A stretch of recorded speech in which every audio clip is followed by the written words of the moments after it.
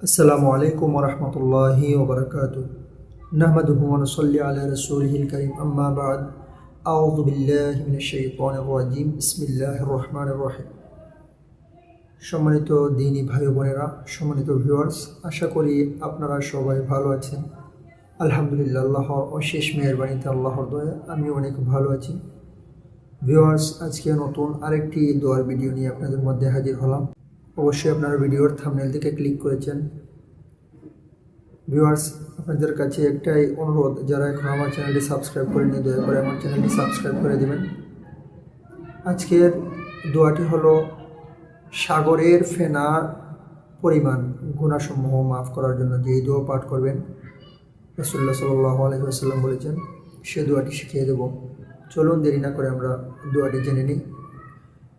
রাসূলুল্লাহ সাল্লাল্লাহু আলাইহি ওয়াসাল্লাম বলেন, যে ব্যক্তি দৈনিক 100 বার, অর্থাৎ রাসূল আকরাম সাল্লাল্লাহু আলাইহি ওয়াসাল্লাম বলেন, যে ব্যক্তি দৈনিক 100 বার এই দোয়াটি পাঠ করবে, আল্লাহ পাক রব্বুল আলামিন নিশ্চয়ই তার পাপসমূহ মাফ করে দেবেন, যদিও তা সাগরের ফেনা পরিমাণ, অর্থাৎ সাগরের ফেনারেশি পরিমাণ গুনাহ আল্লাহ পাক রব্বুল আলামিন মাফ করে দেবেন।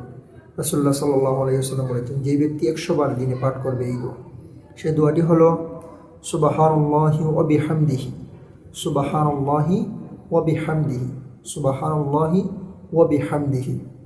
এর অর্থ হলো, আমি আল্লাহর প্রশংসায় পবিত্রতা ঘোষণা করছি, আল্লাহর প্রশংসার পবিত্রতা ঘোষণা করছি, আল্লাহর প্রশংসার সুপ্রশংসা, অর্থাৎ আল্লাহর সুপ্রশংসার পবিত্রতা ঘোষণা করছি।